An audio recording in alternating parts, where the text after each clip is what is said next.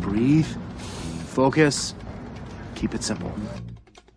Salut, c'est MCU Talk, le podcast où on parle de cinéma et télé. Avengers, X-Men, Defenders, pas de jaloux. Pour ce nouveau numéro, mettez votre hoodie, on va se rendre à Harlem, le nouveau quartier de New York, mis en avant par Netflix. Luke Cage n'est pas là pour jouer les héros, pourtant il résiste très bien au bal. Pour parler du troisième Defenders, je suis en compagnie de Basile. Salut Basile. Salut Paula, salut tout le monde. On a dévoré les 13 épisodes de la saison 1 et on a hâte de vous en parler et ça commence maintenant. I guess you guys haven't heard about me, have you?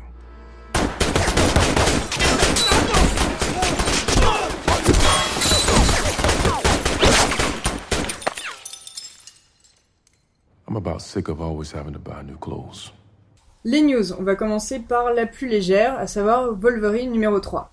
Donc Wolverine numéro 3 a été annoncé et son nom est Logan. Ouh. En même temps, c'est pas vraiment une surprise vu que le film est basé sur le comics Old Man Logan. Et la première affiche nous a montré la main de Logan avec une petite main d'enfant. Donc j'ai envie de dire que c'est une fille et j'ai envie de dire que c'est X-23. Comme ça colle un peu avec la scène post-générique de Apocalypse. Mais est-ce que c'est pas trop bizarre étant donné que Apocalypse c'est dans les années 80, si je me trompe pas, enfin 70-80, et que Wolverine 3 est censé être après tout en fait, au moins après X-Men 2 des années 2000. Donc comment il se retrouve avec une mallette des années 70 avec le patrimoine génétique de Wolverine pour créer X-23 et qu'on se retrouve dans X-23 avec Wolverine numéro 3. Enfin bref. Wait and see, ça se trouve c'est pas du tout X-23 et je vais pleurer comme une âme en peine. C'est peut-être la main de bébé de Deadpool, c'est ce qu'a dit Ryan Reynolds sur Twitter, mais on verra. Non, c'est dégueulasse. C'est dégueulasse si c'est ça. En tout cas, le personnage dont on est sûr qu'il va être présent dans le film, c'est Charles Xavier, parce que le réalisateur a montré une image de Patrick Stewart, justement pour annoncer que oui, il sera là-dedans. L'autre news, et là je suis vraiment très contente qu'on reprenne le podcast pour pouvoir parler de Captain Marvel. Il va falloir attendre 2018, donc jusqu'en 2018, je vais saouler tout le monde avec Captain Marvel. Plus sérieusement, donc on sait que c'est l'actrice Brie Larson qui a été choisie. Oui, elle faisait partie des sélectionnés ou des hypothèses, donc au moins il y avait bien une rumeur là, concernant ce film qui était vraie, donc oui, c'est Brie Larson. On sait que ça va être une origin story. Et oui, en 2018, on aura encore droit à une origin story. Je te vois, Basile, râler sur les origin story. Il y en a trop. Mais non, il y en a... Enfin, oui, mais c'est pas grave. Mais ils ont dit que c'est pas grave, c'est peut-être une origin story, mais ce sera le personnage le plus puissant du MCU. Donc peut-être qu'elle n'aura pas l'étape de « Ah, je viens d'avoir mes pouvoirs, je ne sais pas comment m'en servir. Et tu veux m'aider ?» On va parler de la Fox, vite fait, avec la série Légion. Pendant le Comic-Con de New York, il y a eu un panel Légion, où ils ont montré en fait rien, où ils ont dévoilé rien, voilà. Mais c'était cool, on a vu les acteurs, on dit oh ils ont l'air chouettes, vivement la série. D'ailleurs on sait même pas quand est-ce qu'elle sort en 2017, c'est courant 2017, on sait rien. Il y avait Jeff Lobb dans ce panel et on lui a évidemment la question est venue de mais est-ce que Légion fait partie du MCU ou est-ce qu'il fait partie de l'univers cinématographique de X-Men. Il a répondu un peu une réponse de Suisse en disant bah si je suis là c'est que oui peut-être il y a des références. Quand on a posé les questions de est-ce qu'il allait y avoir des références à Charles Xavier ou en tout cas aux X-Men des films, on a encore répondu un oui, peut-être. Et en fait, la meilleure réponse, c'est tout est possible avec Légion. Vu qu'il a plein de personnalités multiples, qu'il a plein d'univers dans sa tête, tout est possible. Donc oui, on pourra peut-être voir Iron Man, j'y crois pas, on pourra peut-être voir Iron Man, on pourra peut-être voir Cyclope dans Légion, mais ça sera juste en fait complètement fabulé par le personnage David Haller. Donc ouais, ok. Ça va faire du fanservice. Je sens que ça va faire du fanservice, mais que ça va pas vraiment créer une cohésion et une unité. Bon, du coup, je prends la suite sur les actus séries. Je vais vous parler de The Defenders. Donc, The Defenders, pour ceux qui ne savent pas, c'est un peu le Avengers Netflix, c'est-à-dire que c'est la série qui va regrouper Daredevil, Jessica Jones, Luke Cage et Iron Fist. Il y a eu une petite annonce bien sympathique, c'est l'arrivée de Sigourney Weaver au casting qui jouera la grande méchante de The Defenders. Et ils ont même précisé que c'était la grande méchante de Netflix. Elle est encore plus diabolique que Wilson Fisk et plus diabolique que Kilgrave. Voilà, donc du coup, la méchante des méchantes, qui ça peut bien être? Quelques théories ont commencé à voir le jour, donc ça pourrait être la chef de The Hand si on est sur quelque chose de plus proche de Daredevil. Oui, ça veut dire qu'on pourrait voir Elektra, dit-elle les bras en l'air. Ça pourrait être un Hood au féminin aussi. Et pourquoi pas, sinon, une version de Moonstone ou de Sin. Dans tous les cas, moi je suis super content que Sigourney Weaver soit au casting. C'est une actrice que j'adore. Et depuis Alien, il n'y a rien à redire. Même en vieillissant, elle reste au top. Donc vivement qu'on en sache un peu plus. Toujours chez Netflix, on a des infos sur Iron Fist avec un premier trailer qui est sorti. Vous l'avez probablement vu vous aussi sur les réseaux sociaux. On voit clairement un style cohérent avec le reste de l'univers Marvel Netflix. Il y a toutes les infos qu'on a habituellement dans un trailer, hein, le héros et son pouvoir, l'origine de son nom, ses ennemis, sa capacité à coller des bourre-pifs dans les têtes des méchants, et puis même Dans un couloir, on dans n'oubliera un pas le couloir, couloir. effectivement, et même un petit packshot logo avec le tatouage sur le torse. Avoue, t'as surkiffé le tatouage sur le torse. Ah, j'ai trouvé ça vraiment dégueulasse. J'ai eu l'impression de voir un tribal sur la plage ou dans un salon de tuning, mais bon. Il faut pas être trop méchant, ça fait partie du personnage de Iron Fist. Par contre, là où j'ai un peu été étonné, mais bon, c'est le rythme trailer qui fait ça, c'est les scènes d'action qui s'enchaînent à toute vitesse. Bon, c'est sur un preview de quelques minutes, c'est normal, mais c'est vraiment super rapide et du coup, j'espère que quand on va voir la série, on n'aura pas un truc comme ça ultra cuté. Moi, j'ai une petite passion pour les films de Jackie Chan qui fait des scènes d'action hyper bien construites, hyper bien cadrées, où tout est super clair. Et je me dis, du coup, avec Iron Fist, personnage influencé par l'Asie, on pourrait avoir un style de combat bien clean si Netflix en donne la peine. Enfin bref, rendez-vous en mars pour toutes ces réponses. Du coup, côté série, c'est aussi le moment de vous parler de la nouvelle saison d'Agents of S.H.I.E.L.D. Qui a repris 3 épisodes. Voilà, 3 épisodes sont déjà sortis. La grosse nouveauté, qui est pas vraiment un spoiler tellement ils ont communiqué dessus, c'est la venue de Ghost Rider dans cette saison. Mais d'ailleurs, dans la promo, c'est Agent of S.H.I.E.L.D., Ghost Rider. Enfin, c'est même pas genre... Parce que les Inhumains, on n'avait pas Agent of S.H.I.E.L.D. inhumain. Non, là, c'est vraiment Ghost Rider. Voilà, c'est presque le titre de la saison. Voilà. Donc on a un Ghost Rider plutôt cool. Les effets spéciaux sont pas trop vilains. Moi, j'avais un peu peur de ça aussi sur le crâne. Mais par contre, bon, pas de moto. Mais c'est pas grave. Pour moi, le Ghost Rider est en moto. Voilà. Mais non, c'est faux. Regarde. Regarde mon beau comics Ghost Rider de Philippe Smith et Trade Moore et il a une voiture. Je sais, mais pour moi, c'est pas ça. C'est la moto. Tu veux un Ghost Rider avec une moto, tu regardes les films avec Nicolas Cage, puis voilà, tu l'as ta moto.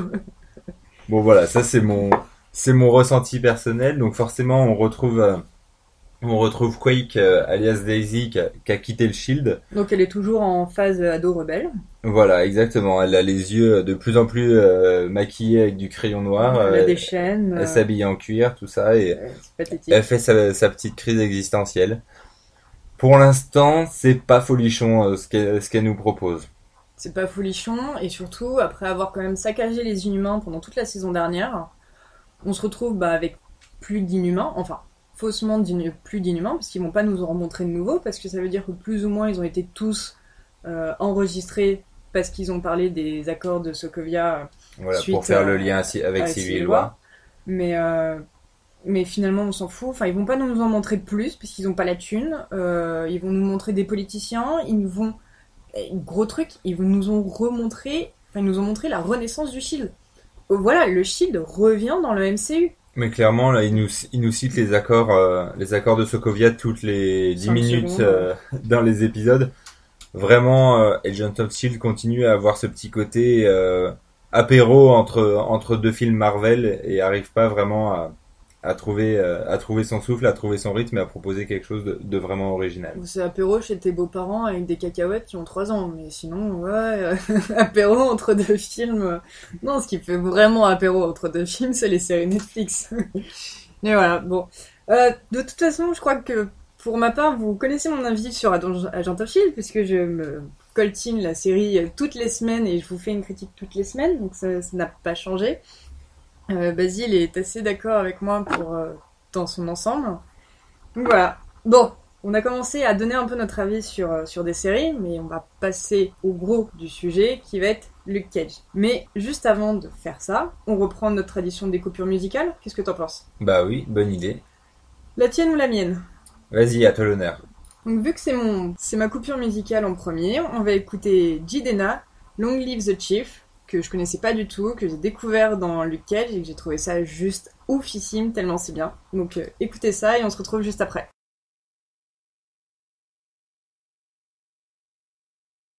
Et nous revoilà après cette petite pause musicale. On va donc pouvoir entamer notre dossier. Donc vous le savez, on va parler de Luke Cage, la série de Netflix de cette rentrée. Alors, avant de rentrer dans les détails, moi, ma première impression, Luke Cage reste une série sympa de Netflix, mais est un peu en dessous des autres qu'on a pu voir, à savoir Jessica Jones et Daredevil. Je vous donnerai les détails de mon avis un peu plus tard.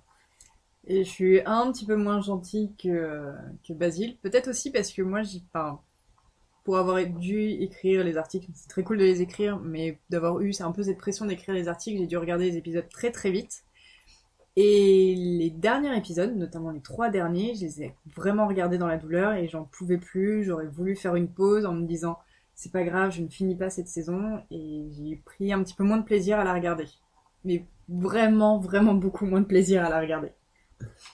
Du coup, pour rentrer un peu dans les détails de la critique, d'abord côté casting, c'est quand même un point positif. J'ai trouvé que Mike Colter faisait vraiment un bon Luke Cage. À savoir, c'est un gars qui en impose par sa carrure, mais qui a pas l'air d'être une masse de muscles sans tête. Il a un petit côté un peu sensible quand il faut, notamment dans les flashbacks. Donc pour moi, c'est un bon choix. Dans la même liste, Pop est un personnage hyper fort, hyper bien incarné. Cotton Mouse manque pas de classe. Maria arrive à être un peu stressante, un peu folle, et puis Chase a son petit côté intriguant, on sait pas trop ce qu'il vient faire là. En plus, moi j'étais hyper content de revoir Théo Rossi en tant que gros fan de Sons of Anarchy. Donc franchement, hyper content. Ma petite déception, c'est Rosario. Non, t'as pas le droit de dire ça. Ma petite déception, c'est Rosario Dawson que je trouve un peu moins impliquée dans Luke Cage qu'elle a pu l'être dans les séries d'avant. Peut-être aussi que l'infirmière a moins de choses à faire sur Luke Cage que sur Daredevil. C'est ouf que t'aies pensé ça, parce que moi, justement, je l'ai trouvée beaucoup plus impliquée. Parce que, justement, dans Luke Cage, elle sait ce qu'elle veut faire. Elle sait qu'elle a elle veut se donner un vrai but, qui est d'aider les super-héros, parce finalement, ils font le bien, mais ils ont besoin un peu d'un backup non officiel. C'est pas un sidekick, parce que très clairement, elle est au-delà d'un sidekick, mais ils ont besoin d'avoir quelqu'un en aide, et elle le sait qu'elle veut le faire. Et justement, pour Luke Cage, normalement, elle ne devrait pas avoir besoin, sauf qu'elle lui a quand même déjà sauvé la vie dans Jessica Jones. Parce que finalement, Jessica Jones, ses scènes avec Rosario Dawson sont assez courtes. Donc elle sauve Luke Cage dans Jessica Jones, et elle arrive à le re-sauver dans sa propre série. Et ça lui donne ça donne un côté en plus, elle n'est pas que là pour le Love Interest. Oui, mais par exemple, par rapport à d'autres personnages qui sont tous très impliqués, qui montrent beaucoup les racines qu'ils ont par rapport à Harlem, je trouvais que elle avait l'air beaucoup moins attachée au quartier. Elle vient pas d'Harlem. Parce que elle est là, du coup un peu, je vais pas dire comme un cheveu sur la soupe, mais un peu moins impliquée par rapport à tous les autres qui disent ah moi j'ai grandi là, moi j'adorais aller à tel endroit, etc. Donc je trouve que du coup elles se font un peu moins, elles s'intègrent un peu moins dans le paysage. Ouais, mais c'est vrai, elle s'intègre moins dans le paysage de Harlem, mais par contre elle s'intègre vachement plus dans le paysage Defenders. Et c'est justement, je pense que grâce à elle, on a cette implication de Defenders, enfin tout MCU Netflix, parce que si on ne l'avait pas eu, c'est pas avec les 2-3 références qu'on a à Daredevil, et en plus toutes les références à Daredevil, celles qu'il les fait, on a vite fait des références à Jessica Jones grâce à Pop, mais bon, on connaît tous le destin tragique de Pop, donc assez vite, donc voilà. Et le fait que Luke Cage mette des écouteurs, ça peut passer inaperçu, mais c'est vraiment à cause de Jessica Jones. Je trouve qu'elle est vraiment là pour créer le lien, et c'est assez cool aussi. Le clin d'œil est vraiment accentué et très très fort à Iron Fist, parce que voilà, on sait, oui, on va la voir dans cette série, on sait comment on va la voir, on sait déjà qu'elle va y être.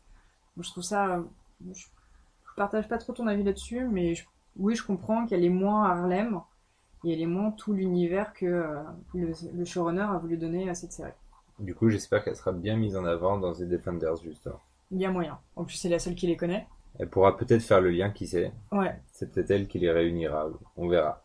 Côté écriture, comme toujours, il y a une bonne introduction des différents protagonistes, que ce soit le héros ou les méchants. Je trouve que en quelques scènes, l'écriture est suffisamment subtile pour nous donner les bonnes infos importantes sur chacun, et ça permet d'aller à la fois de faire avancer l'intrigue tout en continuant à les creuser un petit peu de temps en temps. Donc pour moi, c'est une bonne écriture de ce côté-là. J'ai un peu rigolé sur certains points en trouvant un petit côté Agent of Shield, avec notamment les Judas Bullets ou la combinaison de Diamondback. C'était assez rigolo de voir ces côtés gadgets. Moi, ça m'a vraiment fait penser à cette série-là. Bah, en plus, avec le Judas Bullet, c'est clair qu'on pense à Coulson qui a son gros flingue dans justement le film The Avengers en se disant, tu sais, j'ai toujours voulu le tester, voir ce que ça faisait. Ça m'a aussi fait penser à Item 47, si je me trompe pas. Celui où on a de nouveau des braqueurs qui ont des armes faites à partir des événements de New York. Donc ouais, il y avait ce côté gadget, et justement, il y avait c'est là où on en parlait en off, où je trouvais que Luke Cage était la série qui avait le plus de références au MCU, mais MCU même cinéma, notamment avec ça en fait. Parce qu'on le sait, oui, ils ont créé des armes à partir des événements de New York et à partir des trucs des Shitori. On l'a vu plus ou moins dans le cinéma, on l'a beaucoup vu dans Agent of Shield. C'est plus ou moins la première fois chez Netflix qu'ils faisaient une référence à un truc qu'on avait vu dans Agent of Shield. C'était la première fois qu'on le voyait. C'est vrai. Alors que dans Daredevil, il disait juste, depuis les événements, il s'est passé ça, mais ça restait très léger. Sur les dialogues maintenant, bah, j'ai trouvé que c'était un peu inégal. En fait, C'est-à-dire c'est plutôt bon au début et moins bon à la fin.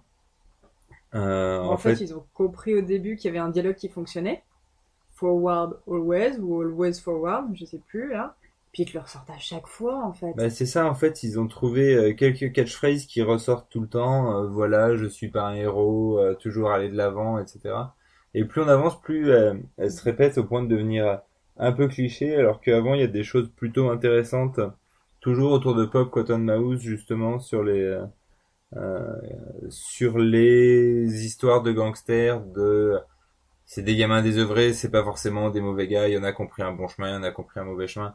C'est des choses qu'on a déjà entendues, mais c'était plutôt bien mis. Oui, et puis ça peut être vrai, mais... Et après, en fait, à l'arrivée de Diamondback, il y a plus ce côté un peu gris frontière trouble. Il y a vraiment le gentil et le méchant, et Ouais. ça s'arrête là.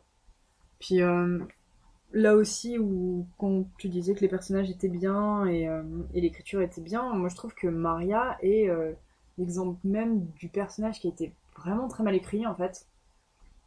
Dans les premiers épisodes, oui, elle peut sembler cool, elle peut sembler intéressante et tout, puis finalement ça vire à une blague d'elle-même, où elle répète sans cesse il faut arrêter Luke Cage, il faut arrêter Luke Cage, c'est lui le mal, c'est lui le mal. Alors que elle aurait pu être une voix différente de je suis l'esprit d'Harlem et tout.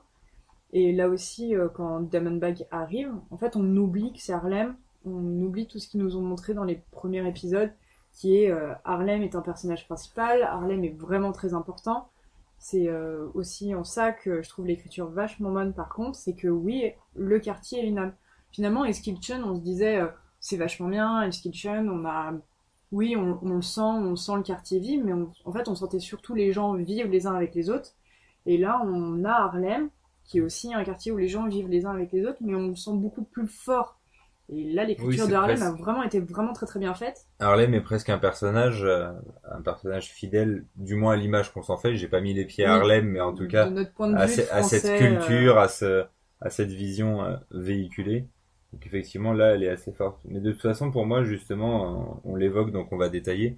Pour moi, Diamondback, c'est le faux pas de la série. c'était la catastrophe. C'est-à-dire que quand Shades en parle toute la première partie, on sent bien qu'il y a un personnage dans l'ombre qui va arriver après avoir tiré les ficelles, etc. Mais on s'attend à quelque chose d'assez fort. Puis finalement, il arrive et bah, c'est un autre gangster qui a juste plus d'argent, Ouais, c'est un qui a gangster. des relations aussi, mais C'est un gangster qui a plus d'argent, peut-être plus de relations, on ne sait pas comment, il se retrouve avec des flingues de Justin Hammer, pardon. Mais surtout, en fait, ce qui m'a saoulé, c'est qu'il a il a rien à voir avec Harlem. On sait même pas, il y a jamais été. Oui, Bah il a non, des, il vient voilà, du Mississippi, c'est ça? non, de la Géorgie. De la Géorgie, voilà. Oui, il a des relations dans Harlem, mais comme il peut en avoir n'importe où. Et non, il est juste là pour Luke Cage. Genre, ils nous font croire qu'il a manipulé toute la vie de Luke Cage sur, je sais pas, ces 5 dernières années, on peut supposer, À peu près, oui. sur ces 5 dernières années, pour arriver à cette scène où il a ce costume ridicule. D'ailleurs, on sait même pas comment il fait pour avoir un costume ridicule. Enfin, Ah oui. Pour- Ça, c'est le clin d'œil aux comics mal fait, quoi. ouais, je pense Clairement. qu'ils auraient pu ne pas le faire, c'est pas très grave. Donc, pour arriver à cette bataille dans une rue, entouré de plein de gens, et lui, il a son costume ridicule, et Luke Cage en chie, il veut pas taper, mais enfin... Et puis aussi, non, répéter sans cesse des versets de la Bible, moi j'en pouvais plus, enfin... C'est ça, depuis Pulp Fiction, ça se fait plus, quoi. Oui, voilà. Et dans Pulp Fiction, c'est très bien fait, mais il y en a qu'un seul qui peut le faire, c'est Et Samuel L. Jackson, et c'est tout. Mais justement, là, ça me permet, j'enchaîne sur un autre point. On a parlé du combat final, mais globalement, les scènes d'action en général, moi, j'ai un truc qui m'a dérangé, c'est que les effets spéciaux qui sont faits me donnent pas l'impression que Luke Cage est fort, mais simplement que les autres sont faibles et légers. C'est-à-dire que quand il soulève un gars et qu'il le lance, Ouais. on n'a pas, je sais pas, un impact dans le sol un peu violent ou quelque chose comme ça. On a juste l'impression que le mec fait 2 kilos et il le pousse et hop, il retombe de l'autre côté. Pareil quand il tape sur les personnages, les gars, ça manque un peu presque un peu de violence comme il peut y avoir d'ailleurs dans Daredevil, un peu d'os qui casse et de choses comme ça. Il y a au tout début la main au ralenti Qui s'explose. qui s'explose et là effectivement je me suis dit cool, ça c'est chouette. Et après il met juste des coups. Normalement il doit exploser des cages thoraciques, péter des bras et casser des rotules, quoi. C'est Même clair. si c'est pas un mec ultra violent, bah, le simple fait de sa force doit faire ça. Là, on a juste l'impression qu'il met un bon coup de poing et que le gars s'envole en arrière par la frappe. Mais en fait, je crois que en faisant l'infographie sur Luke Cage, j'ai calculé le nombre de personnes qui sont mortes. Je crois qu'on est à 26, un truc dans le genre. Mais j'ai pas fait le détail de qui fait quoi, enfin qui tue qui, mais je crois que Luke Cage, en fait, il en tue aucun. Bah oui, alors que techniquement, les mecs ont des traumas Normalement, crâniens, des poumons perforés et sont Ouais, complètement crevés, Ouais, alors qu'ils passent pour un gentil. J'ai pas noté les blessés, et oui, il le dit, bon, il y a pas mal de blessés, mais c'est clair, il fait rien. Si, le seul gros effet spécial concernant Luke Cage, c'est toutes ces fringues qui sont trouvées. Voilà. Il tord un ou deux flingues et puis il y a un moment où il sort de l'appartement de je sais plus qui. Il saute par la fenêtre et là il fait un trou dans le sol. Ouais, et puis il y a aussi la portière de voiture dans sa scène à lui du couloir. Voilà. Où il se retrouve avec une portière de voiture qui sert de bouclier et, et il en profite pour enfermer un type dedans. Mais globalement, Et- même quand il il le fait avec un canapé, et tu te dis que ça fait pas trop... Enfin, oui, de la manière en plus dont il le porte, ça a l'air tellement léger et il a l'air de plus pousser les gens qu'autre chose que vraiment les assommer. Oui, même quand il arrache, à un moment, il arrache une porte blindée avec des barreaux. Ouais. Moi, j'aurais bien vu l'empreinte de ses doigts vraiment sur les barres. Là, il tire la porte, elle se décroche, il la jette. Ouais, Et c'est je trouve pas- que ça manque un peu de ce côté machine à tout plier. Il lui faut un côté presque Hulk dans sa façon de manipuler les objets. Et du coup, j'ai trouvé que les scènes d'action, on se projetait pas vraiment dedans. Et finalement, le seul moment où j'ai trouvé où on se rend compte qu'il vraiment il est invincible, c'est quand il est blessé. Effectivement, parce qu'il y a un peu de souffrance, un peu de... Un peu de souffrance, que Claire galère à comprendre comment faire pour lui enlever les balles. D'ailleurs, c'est assez drôle dans la scène où elle lui enlève les balles, parce qu'elle lui enlève les balles que celles qu'il a au niveau des poumons, et pas du tout celles au niveau du ventre, on la voit pas faire. On réparte aussi. Mais ouais, il y a ce moment-là, parce qu'on comprend l'élasticité de sa peau, enfin, alors, on comprend. On croit qu'on comprend, mais finalement on comprend rien à ce qu'elle dit, mais c'est là où vraiment on se rend compte que, bah, en fait, si, il est increvable, enfin, Tout à fait. mais sinon, non. Mais sinon, voilà, bon, les balles rebondissent, il joue un peu avec l'effet ricochet à certains moments. Ouais. Le côté résistant, je trouve qu'on le voit, mais le côté fort et puissant, pas assez à mon goût. Et le meilleur super-héros façon de parler qu'il y a dans cette série, à mon sens, c'est Mystic Knight. Elle est trop bien. Ouais, effectivement, elle est là pour faire un peu l'équilibre, justement. Elle est celle qui reste un peu entre deux, alors que tout le monde a choisi son camp gentil-méchant. Parce qu'elle, elle reste un peu méfiante de Luke Cage, mais en même temps, elle comprend que où elle prend pas le mec désigné par la presse ou par une politicienne. Et par rapport aux comics, enfin, elle lui ressemble physiquement, c'est assez Ça, c'est vrai. impressionnant.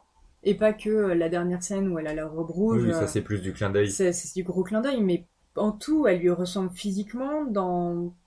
Je sais pas, limite j'ai l'impression que sa manière de parler, sa manière d'être, ça c'est le comics et c'est elle. Et c'est assez impressionnant parce que l'actrice, elle le disait quand j'ai vu la projection des 2 premiers épisodes en présence du casting, elle le disait qu'elle n'avait lu aucun comics.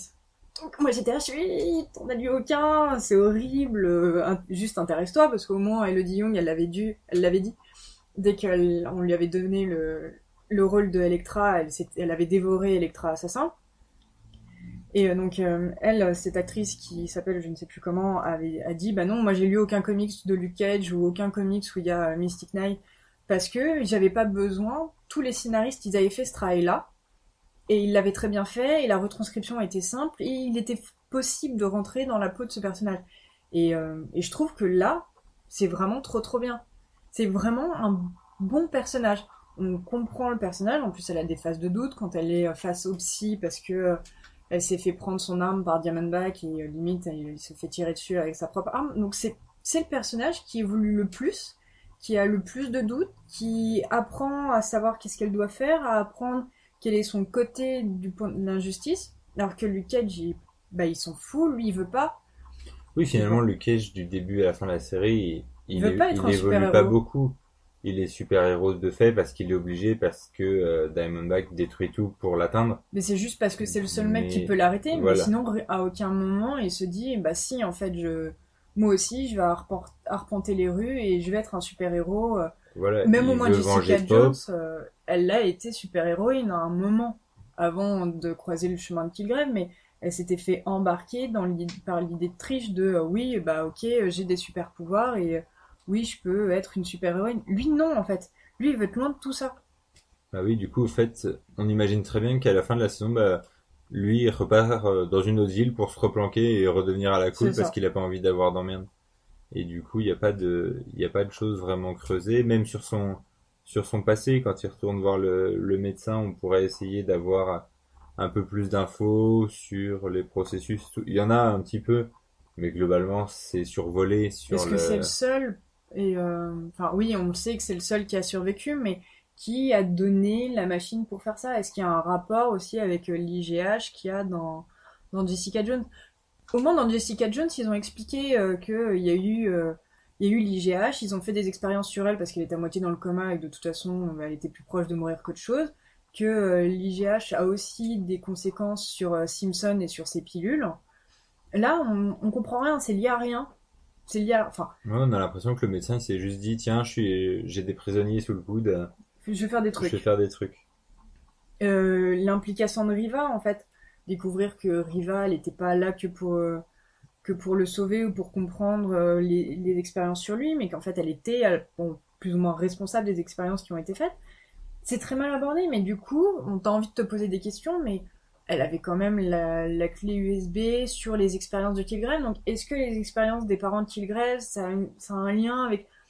De ce côté-là, c'est vraiment très très mal foutu. Et je pense que de ce côté-là, les détails liés aux séries Netflix, ils les ont oubliés. Parce que ils ont mis en avant Harlem.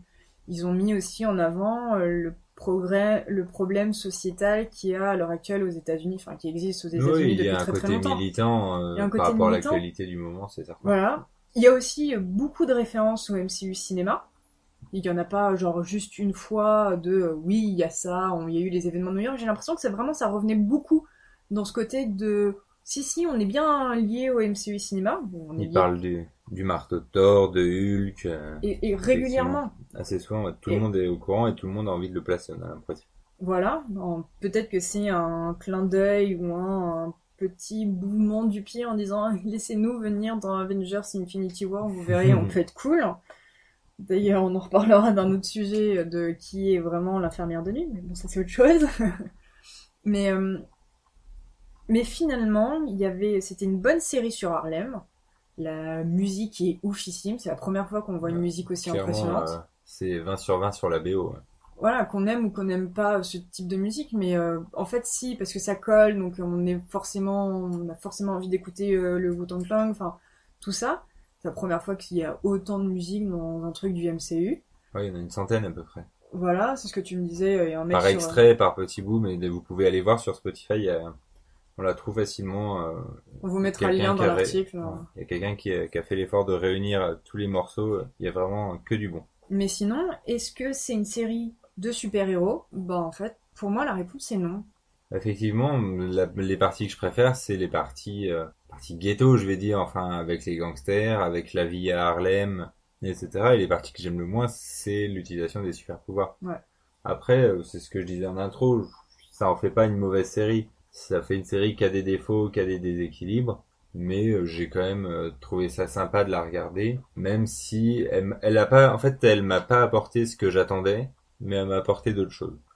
Donc c'est pour ça que je continue à dire que elle est sympa, mais pour un fan de super-héros, effectivement, elle a un côté insuffisant. Bon, maintenant la prochaine question, enfin la question qu'on peut se poser, c'est quand est-ce qu'on va avoir Luke Cage? Parce qu'à la fin de la saison 1, il va en prison. Il va y avoir Iron Fist, donc on sait qu'il va pas y être dedans. A priori, non. Il y a que Claire qui va y être. Peut-être que Claire va encore faire des allusions à tu as besoin d'un avocat, c'est pas grave, j'en connais un, il est aveugle. En tout cas, il y aura pas de référence à Jessica Jones. Enfin, je pense pas, mais c'est pas parti pour. Donc, et après commence le tournage de The Defenders. Donc si autant on arrive à comprendre comment Iron Fist, Daredevil, Jessica Jones vont se retrouver, parce qu'ils sont tous les trois toujours à New York, comment Luke Cage va venir? Parce qu'il est en Géorgie. Après, pour moi, il y a des solutions de facilité qui pourraient être assez évidentes. Il voit une grosse menace à New York et il voit Jessica Jones se battre et il se casse de sa prison de Géorgie et il fonce à New York pour lui filer un coup de main.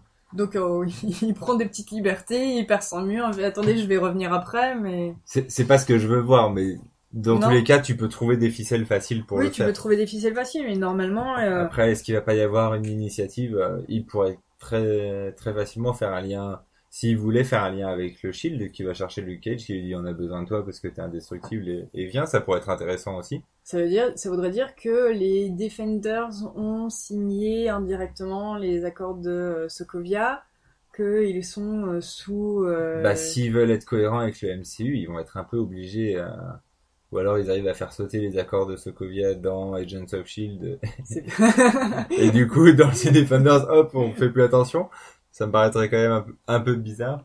Je vois bien Coulson dire bonjour. Enfin, alors ça serait quand même la grosse blague parce que c'est la mort de Coulson qui fait que les Avengers deviennent une équipe. Il a tenté de faire son équipe de Agent of Shield, mais là à l'heure actuelle elle n'est pas au top. Ce serait quand même assez drôle qu'il aille faire du porte-à-porte en disant il voulait pas créer les Defenders à New York. Enfin juste. En même C'est pas possible. il y aurait un petit effet waouh de voir Coulson débarquer, moi j'aimerais bien.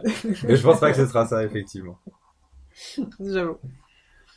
Bon, et je pense qu'on a plus ou moins tout dit sur Luke Cage. Bah oui, effectivement, là, on a parlé du casting, on a parlé de l'écriture, je pense que on a donné C'était toutes bien, nos mais sans opinions. plus. Voilà, c'était bien, mais sans plus, je pense que c'est le bon résumé. Et si tu devais faire un classement des séries Netflix? Si je devais faire un classement de ce qui est sorti aujourd'hui, je mettrais clairement la première saison de Daredevil en premier. Il y a sûrement un peu le côté effet premier qui fait que je la mets là. Après, Jessica Jones derrière sans hésiter, c'était vraiment une super surprise. Puis finalement, je vais rester dans un ordre un peu chronologique. Après, je mets Daredevil saison 2 et après, je termine par Luke Cage. Je suis d'accord avec toi pour dire que oui, Luke Cage est en dernière position et que Jessica Jones est en deuxième position. Puis moi, je vais juste changer l'ordre des séries Daredevil et c'est Daredevil saison 2.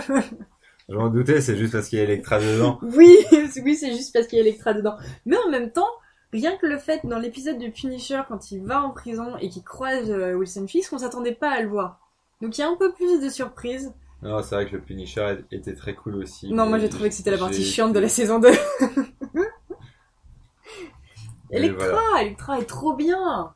Ouais, mais est-ce qu'il n'y a pas un côté Elektra pour le public féminin et Punisher pour les mecs? Je sais pas. Moi, j'ai adoré le Punisher. J'ai adoré comment il était Je interprété. suis pas d'accord parce que je connais une fille qui a préféré la saison 2 pour le Punisher et qui a trouvé Elektra très très chiant. Très bien, ça évitera qu'on m'accuse de sexisme. Voilà. Moi, on peut m'accuser de sexisme, je m'en fous. Mais donc, ouais, saison 2, j'allais dire Electra en première position. Donc, saison 2 de Daredevil en première position, Jessica Jones, et après Daredevil saison 1. Qui finalement, c'est vrai que c'est avec ça que tout a commencé, mais dans la saison 2, il y a un peu plus d'impact, il y a plus de force. Daredevil, c'est qu'il Plus de costumes rouges. Plus de costumes rouges, il sait qu'il est un peu plus un super-héros et sa vie est beaucoup plus chaotique. Et on va finir par Luke Cage. C'était bien, mais c'était pas ouf. C'est pas grave. C'est pas grave. Une saison sur 4. Pas grave. Ça reste une très bonne moyenne. Ça reste une très bonne moyenne. Bon, je pense qu'on a tout dit sur Luke Cage pour nous. Il est peut-être temps de conclure cet épisode. Bah oui. On a fait le tour et on se retrouvera donc en novembre pour parler de Doctor Strange. Mais maintenant, c'est à mon tour de faire la petite sélection musicale. Donc moi j'ai choisi Shimmy Shimmy Yeah de All Dirty Bastard, donc que vous avez forcément entendu dans la bande-annonce et qui est aussi reprise dans la série. Voilà. Bon, et ben bonne écoute. On espère qu'on vous a pas trop saoulé. On se retrouve très bientôt, notamment pour Doctor Strange. Salut tout le monde, salut Basile. Salut Paula, salut tout le monde.